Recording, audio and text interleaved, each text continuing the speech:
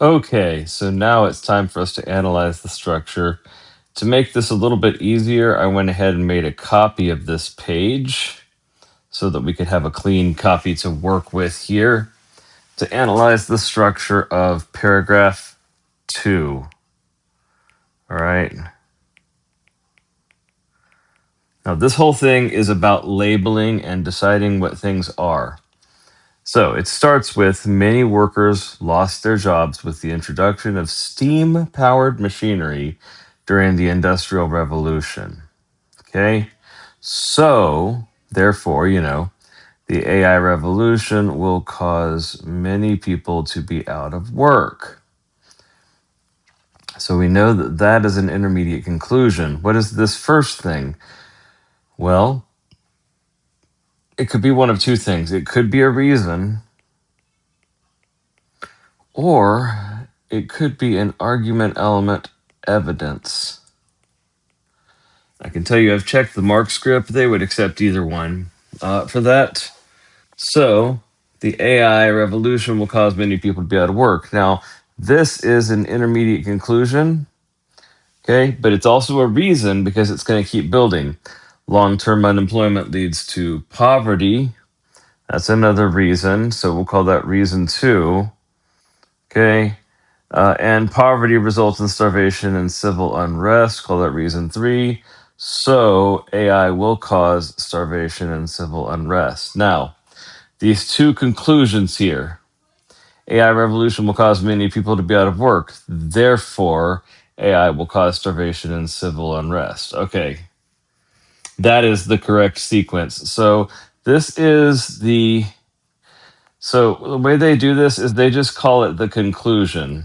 And I realize I just made that kind of look weird. They just call it the conclusion for this. Okay? Um, I don't know what happened to what I had. Oh, okay, that's weird. Um, Everything kind of moved around on me there. All right, let's see if I can undo that, whatever I did. There we go. Okay, so here, this is the conclusion. All right, so to analyze the structure of this, you have to say what supports what and how it works. So, first off, let's call this reason 1. Let's play it safe. No reason to call it evidence if we're not certain, because it's not like we're writing it and we get more points to it. So you have reason 1 supports the intermediate conclusion. Intermediate conclusion, reason 2. Okay, let me see that better. The intermediate conclusion, reason 2, and reason 3 support the conclusion. So if you were to map it out, you have your conclusion, okay? You have reason 1, and then you have your intermediate conclusion. I just did that wrong. You have your intermediate conclusion, and you have reason 1, and then you have reason 2, and you have reason 3. And that's kind of how you mark it out. And then this is where you can talk about assumptions. It's actually kind of easy in this one because they're talking about steam powered machinery, and that's 100 years prior. Actually, more than probably 100 years prior. I think we're talking about like the 1800s there. So, assumptions. AI will cause similar effect to steam powered machines. That's an assumption there. And then the other assumption that they give is that people who lose their jobs will remain unemployed for a long time because unemployment leads to poverty and poverty results in starvation and civil unrest. Well, not right away, it doesn't. It takes a while. I feel like there's other assumptions in there, but that's why I stay away from assumptions. Now, in order to get the marks for this, you have to have the logic. You have to correctly label these, okay? And you have to have the logic. So your answer is going to look something like this.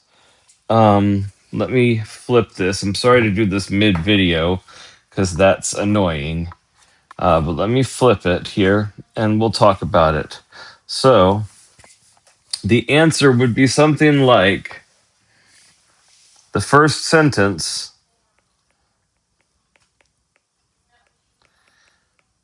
Okay, that's the many workers lost their thing. It's an entire sentence. Is a reason supporting the intermediate conclusion, which is the AI revolution will cause many to be out of work. And you want to use exact. Now, you can also say the second sentence, which is the intermediate conclusion. All right. This intermediate conclusion is a reason supporting the main conclusion, or the conclude. Just call it the conclusion. The conclusion: AI will cause starvation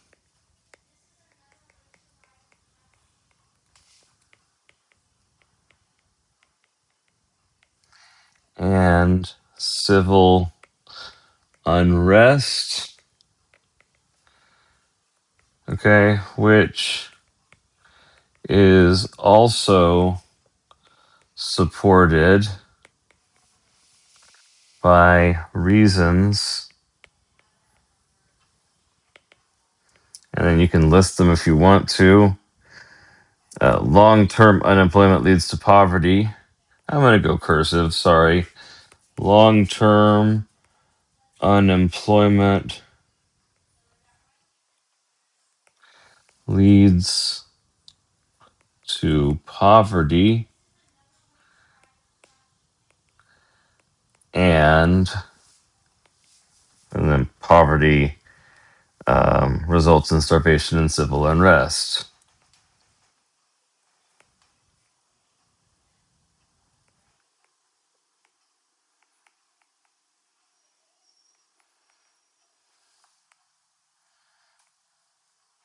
All right.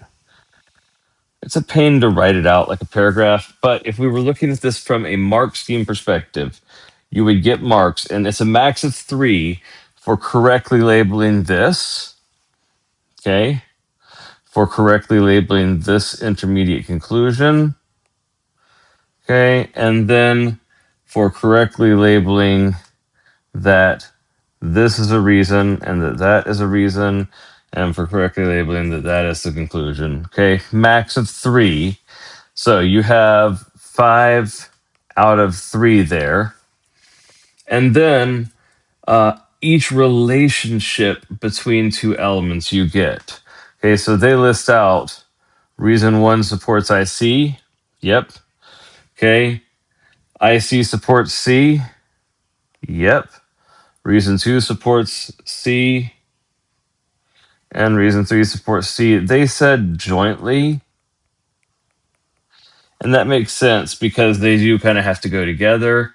And then they also had assumption 1 is needed in order for R1 to support that. But you don't have to do all of that because you've got 4 marks out of 2 right there. Actually, you know what? No, they only give you 1 mark for these 2. So you have 3 marks out of 2. The point being, you get all 5 marks for doing this, okay? It's really not a particularly difficult thing to do. It's just kind of a pain. You can do that one. All right, I'll pick back up on the next pair.